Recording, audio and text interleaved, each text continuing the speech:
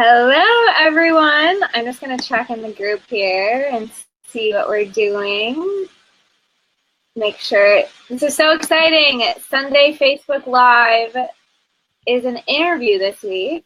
So I'm learning how to use this new technology. And I apologize if you all are getting a bunch of notifications. Like I said, I'm learning something new. So I think there might have been some posts in the group. We should be here. I'm just going to refresh my page and make sure the group is seeing this. And then I'll introduce this beauty to my left. Let's see. If you're there, go ahead, give us a little like, a little hello. Yes, cool. All right, we are live, and I am here, not or there. We're not together, but we are live. And this is Angie Davis. I'll let her tell a little bit more about, who she is and what she does. But I'm super excited for you all to hear a little bit about her journey in making her dream life her real life, and some of the challenges that she had to work through. Something that's been coming up in conversations lately with many of you is experiencing dream killers, or people, or even just people's comments when you share your idea or your dream. It's not always what we expect or what we would hope for, and that's totally normal, but it's also not easy.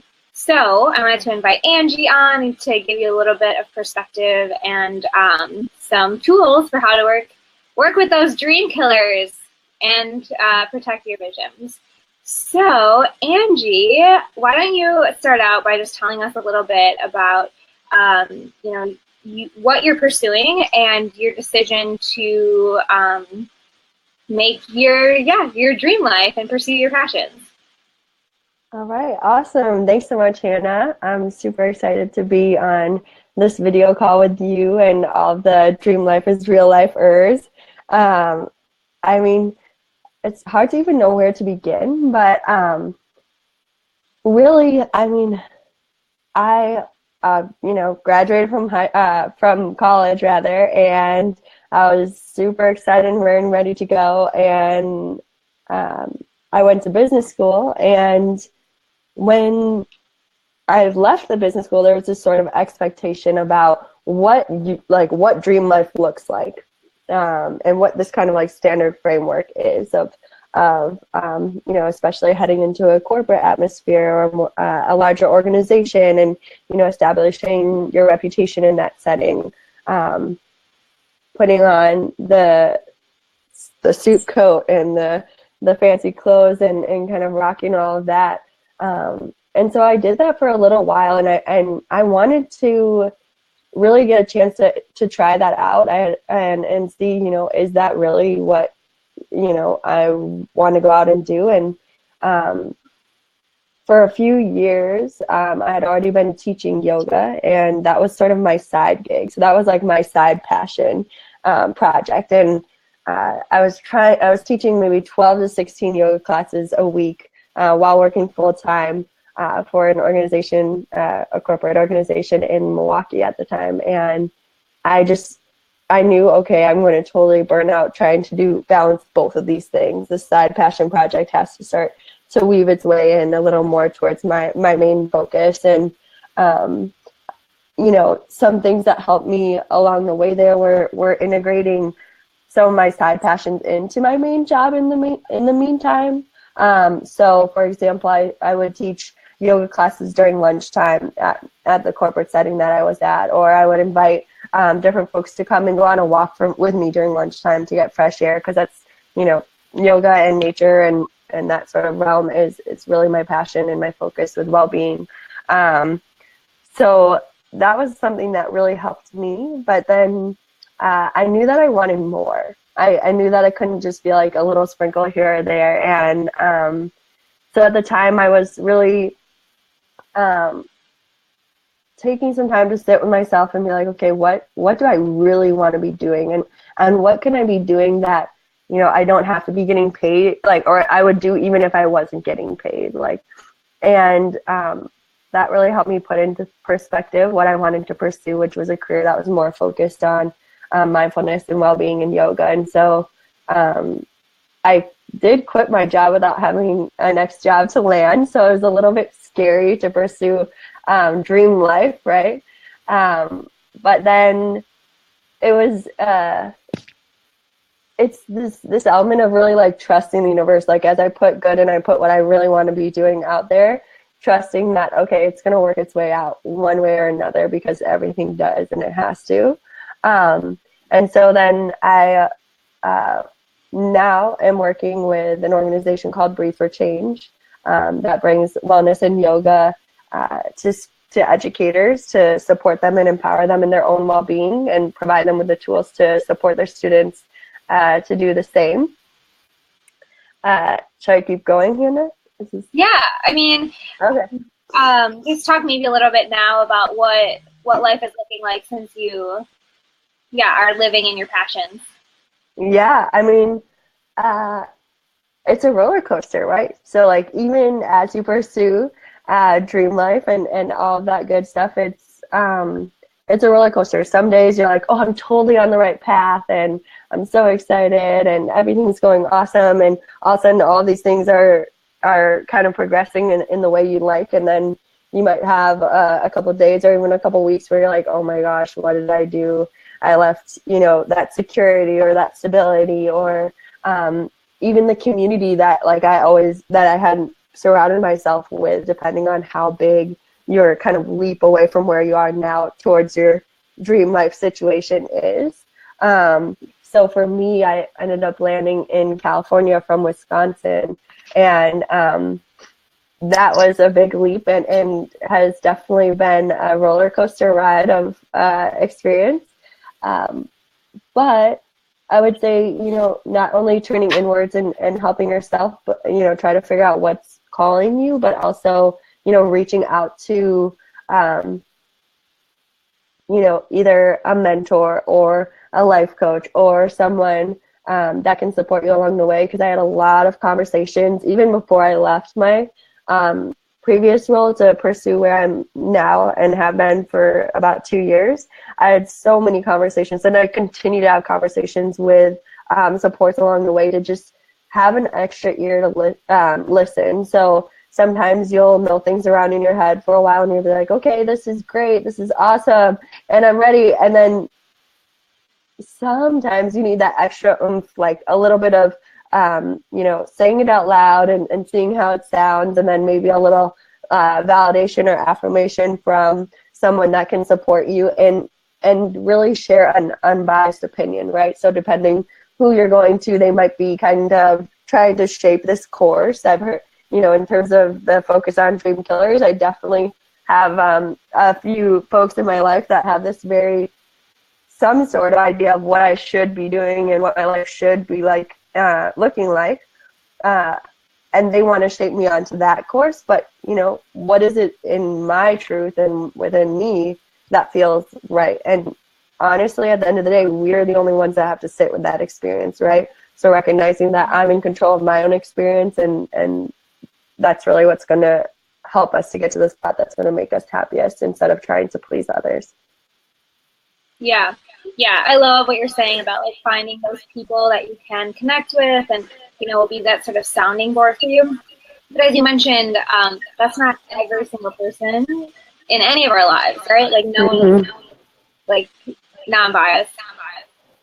So I'm curious if you can talk a little bit about, other ways that you confronted that challenge of people who had expectations or told you how you should be living, or maybe didn't really understand why you were leaving security, a good corporate job, and like living life without that plan or without that, like you said, security. So again, could you just talk a little bit about what it was like to not feel support, and in addition to reaching out to mentors, what you did to work through those dream killers? Yeah, this is such a good question, because there are moments where you feel like I have no idea what to do, or who to look out for support, or life is like just a series of like uncertainties, right? So I would say something that really helped me, and that really does help me no matter what I'm doing, is carrying like certain little mantras or positive affirmations with me to keep me on track. So when I start to feel myself straying away, reminding myself of like what are, my values, and maybe my little mantras can help me to remember that. So one of my favorites is be playful, stay curious, give love. And if I'm doing those things, then I'm kind of on the right course, and I know, okay, then I'm headed in the right direction. If I feel myself kind of veering away from those things, then I just need that little reminder to draw me back to what is most important to me and what it is that I want to pursue. In addition to that, I would say something that took me a while to realize is that even though there are going to be people that are not going to be necessarily cheering you on and really supporting you, even people that you felt like would have your back no matter what, people might surprise you and skip out because they're not feeling aligned with what your next move is. But I would encourage you to still try to confront those people. And it's not that you're going to try to force them to get this understanding of what it is that you're doing, because you have to meet people where they're at. You can't just, expect people to jump on board right away. So what I've been, experiencing and I continue to do is meet people with love and meet them where they're at. I'm not going to try to force too much onto them, but I don't want to just totally neglect, that person's perspective or, our past relationship and meet them with like anger or frustration or anything like that, because that's sucking my energy out. I'm going to make things even more difficult for me to focus on what it is that I want to be doing. So those are a few things that I found to be really helpful. Yeah. I love the shift from trying to explain yourself and prove to people how awesome and successful you are, or try to make them join you and understand your vision, but rather just like understand, like understand what their perspective is, where they're coming from, like you said, in their own journey, and just accepting whatever they give as feedback that you can use. And as you mentioned, you have that mantra that you can bring yourself back to, and like, okay, am I focusing on the positives? Am I staying playful? Am I achieving what I'm, what I want to, or what I'm meant to? You believe in that? Yeah. So did you try anything? You use the word confront those people that are not cheering you on. Are there any things that you tried with those people that didn't work? Oh, that's a great question, Hannah. Like don't do what I did kind of advice for the group here. Yeah, I mean, in a real way, when I first started realizing that I needed to make some changes, I started kind of talking through the process with loved ones and already kind of picking up some biases and things in which way I should head next. So then, depending on who you're talking to and what your situation is, if you know that you kind of come up against some folks that will be resistant, continue to have that conversation with them, even if it's difficult, because I'm really good at avoiding tough conversations. And when I started to feel some resistance and some negativity about what my thoughts were for my next move, I started kind of veering away from those conversations and trying to, just focus on like, okay, this is what I'm doing, but then not being 100% transparent in how quickly I was like moving forward with some of those things. Ended up causing more difficulty for me later. Does that make sense? Yeah. So I think what I'm hearing is that, if you're going to pursue something new, or you're going to start working on your dream life or your passion project, to involve the people that you want involved, whether or not they're like cheerleading, just so that they are a part of the journey, and maybe avoid some of the like startledness or the surprise, because I think that those feelings of like not being included or being really taken and, you know, like, yeah, being surprised,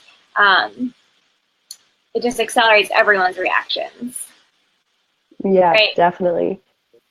Yeah. Definitely. And I mean, that's sometimes harder or easier than other times, you know, so just keeping people on board. And, you know, when, like I said before, if I'm not having those conversations and I'm worried about, you know, what other people are going to think, or like, what do I need to say to like impress them and make them feel like, oh, this is the best move Angie could possibly be doing, even if I'm not 100% sure, just having that confidence and speaking from that place of like, I know this is my purpose. This is what I need to be doing next. And like, even it's kind of like that fake it till you make it thing. Like you'll progress that much faster if you own it right from the start. Like, this is what I need to do. And no one can argue with that sort of conviction and confidence. So I love that. Own it. Own it 100%. Yeah. So are there things, you mentioned the mantra, but are there other things that you know, practice daily or you integrate into your work or your life that helps you own it every day, even when it's hard, even when you aren't getting the cheers? Just like daily practices that anyone needs to pick up? Yeah, definitely. I mean, coming up with something that really resonates with you in terms of a mantra, I think is helpful to kind of carry you through the tough days. But in addition to that, I would say, what is it, you know, you have your passion project or something that you're shifting forward, or whatever you're in right now, you're trying to make your dream life, and just recognizing that, what is it that really restores you and kind of like rekindles that flame inside of you when you're starting to feel like bogged down even within a single work day. So for me, just taking like a quick escape outside and getting some fresh air and a stroll is something that really helps me, as in terms of a daily practice that helps to keep me kind of grounded and focused in what it is that I want to be doing. I mean, daily yoga practice and meditation practice is definitely something that has helped carry me for the last like 10 plus years. So as much as you can establish a regular practice, and I'll be honest, for a long time I was like, okay, I need to be on my mat, and that's like my yoga practice. I have to get it in. But now I can even see, you know, a walk or just my meditation or something, like not being too hard on myself about like getting certain things in and connecting to myself in that way and making sure that my body and my mind and everything is aligned. But giving myself a little bit of an easier time throughout the day, and not, I used to wake up and be like, oh my God, I need to do this, this, and this, and like freak out and like run out of bed. But now I'm like, okay, I'm actually, when I'm a little more mindful and moving a little more slowly, I'm much more creative and I'm able to think through things more clearly and show compassion in all different aspects when I'm interacting with other people. So, yeah, those are just a few things, I guess, that are helpful. Plus, like, one of the more obvious ones is just like treating your body right in terms of like what you're eating and how you're hydrating yourself too. I can totally notice a difference when I'm not doing that versus when I am. Yes. And it impacts our work. Yeah, it's huge. I mean, health is really everything, right? But I also love what you're saying is like having a good sense of self and like what it is that you need to do on a daily basis. For you, it's yoga, and you're looking at that in different ways. But I really like so you mentioned two things on the in the conversation so far that I want to put out to the group to ask themselves. One, you mentioned, what would I do even if I wasn't getting paid? So like, what is it you want to be working on, or like, is your true passion, and getting clear on that, and then trying to integrate it, whether it's a full, you know, for you it was yoga. So like, is it a full yoga practice every day, or is it just like a little more flexibility in general? So that first question of what would I be doing even if I wasn't getting paid? And then second, like, what is it that is going to make me like feel productive and good in this day? And then finding a way to weave it in, even if it's a 5 deep breaths, or it's a really good yeah. And I think that you and I both love yoga, but I think that we've identified that as something that makes us feel good and productive, and for everyone that might look a little different. Definitely. But making sure once a day you do have something that makes you feel good. It's sort of Huge. that little self-care, self-love piece that reminds you of why you're stepping into, the dream life aspect. Like why are you treating yourself to that? Oh, because I want to take care of myself better and I want to be happier. And so if you miss on that sort of daily ritual, then you're kind of shorting yourself a little bit too, I think. The why. Yeah, another great thing to ask yourself. Yeah. Yeah, exactly. A whole another live topic we can tackle another week. Well, this is awesome. You are dropping so much goodness. I love, just to summarize a little bit what you're saying as far as just figuring out what you want to do and not worrying about the logistics and the security, but just following your heart and your passion and knowing that it has to work out. Like, right. Like you and allowing that to happen and enjoy the process, but include as many people as possible on that process, whether or not they're the cheerleaders or the dream killers. They all are going to add something valuable that you can learn from. And maybe they can too, but not like shoving your dream down anyone's throat or trying to get them in your parade. And so knowing, again, like what it is why you are doing this, what it is that fuels you or fills you up, and focusing on those, whether it's a mantra or a daily practice. Right. And I would just add too, I mean, you're not serving anyone else if you're doing something that makes you miserable, right? Right? Like you're going to be able to shine so much brighter, and really, if you're stepping into your truth and coming from an authentic place, people will feel that. Yeah. Totally. And you are such a vibrant example of that. I wanted to make sure everyone knows that Angie shares so much encouragement and inspiration and positivity. She has appropriately coined herself Soul Sunflower. So I would encourage everyone to at least go follow her on Instagram and see more of what she is sharing with the world. Is there an underscore, or is it just Soul? Yeah, there's an underscore in between. Mm-hmm. Soul_sunflower. Awesome. All right. Well, just one more quick question for you. Let's hear it. Do you believe that dream life is real life? Yes, I do believe dream life is real life. I think that there's this really great book that I'm reading right now, Sadhguru's Inner Engineering, the Yogi's Path to Joy. And it's all, he talks a lot about this idea that you have to go within, right? So like you're experiencing everything from within, and like he doesn't let anyone ruffle his feathers because he's in control, right, of his own experience. And so I think, each day, each moment, no matter what you're doing, whether you're like grocery shopping or folding laundry or climbing some mountain and doing something extravagant, it can be like a dreamy experience if we just take the time to kind of slow down and like soak up the sun and like check out the flowers and like, just kind of like slow ourselves down, because we can get so wrapped up. And I think then we're able to tap into each moment being something sort of dreamlike. And I mean, just from like my interactions with you, Hanna, that's your mantra to the max. And I think that, it's just that reminder that what you put out there is what's going to come back to you, right? So,